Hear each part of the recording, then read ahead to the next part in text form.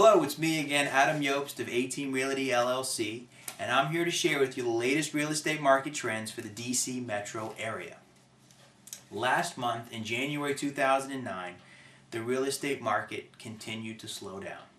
The average days to sell a property were well over 3.5 months on average. Sales prices remain low, and buyer demand is also low. The number of sales as a result has decreased about 30% compared to December.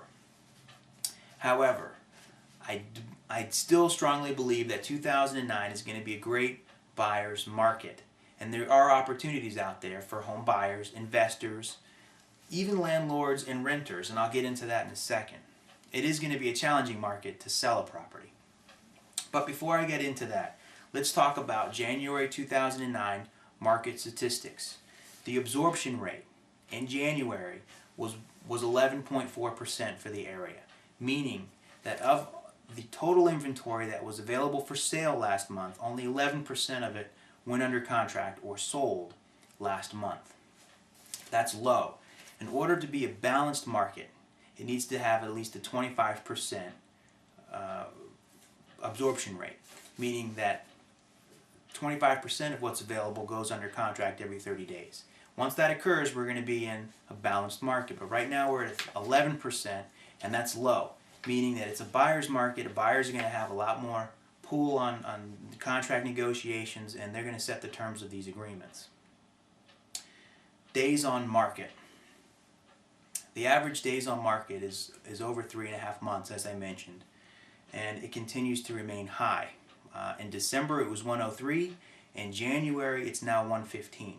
Now the winter months have something to do with that. I do think we're going to see a slight decrease, but for most of the year it's going to remain over 3 months on average to sell a property in this real estate market. Sales prices. Sales prices continue to remain low. Last month, all of the areas that I track, Montgomery, Fairfax, Arlington, Baltimore, and Prince George's County, all dropped anywhere from 5 to 10% in sales value or in property value. Washington, D.C., on the other hand, was the one market area that I tracked that increased 10% on average, the average sale price, compared to a month prior in December.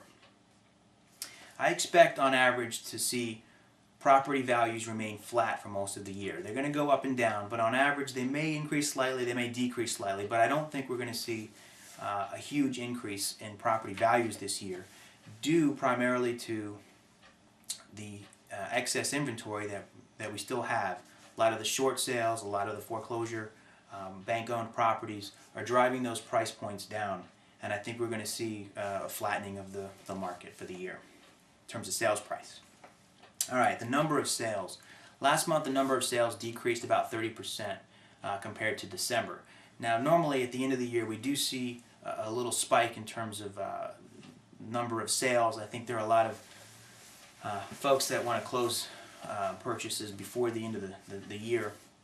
So it's not unusual to see a decrease in January, and we're seeing that again this year.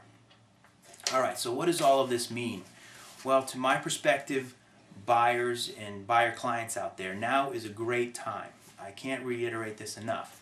It's a great time to meet with your loan officers, find out what you're capable of purchasing, to go out with your real estate agents and take a look at properties, find out what's available out there. You have a lot to choose from, and you're in a power position in terms of these contract negotiations.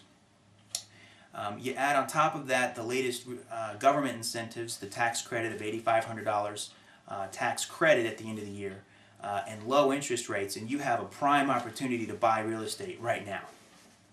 To my seller clients out there, consider another option. To be frank with you, it's a terrible time to sell a property right now.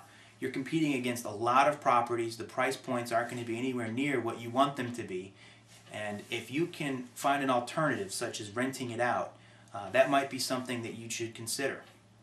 If you can rent out your property, and the rental market is strong. There are a lot of people looking to rent properties right now and not buy them since the economy is so unstable.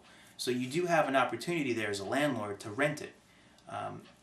If you can do that, you can still take advantage of the great buyer's market by purchasing a property yourself. Renters out there, there's also an opportunity for you because there are so many houses for rent, and there's also houses that are for sale. Those owners, not the bank properties and not the foreclosures, but individual owners who are selling their properties may consider a rental application. Even though they're not marketing it as a rental, you can approach them and ask them if they're interested in renting it to you. So you have a lot to choose from. And I think that about covers all of my clients there. If you do have any more questions, give me a call. My telephone number is on this website. Download my market statistics and let me know if you have any questions. I'd love to work with you guys and answer any questions for you. Until next month, this is Adam Iobst, A-Team Realty, signing off. I'll see you then.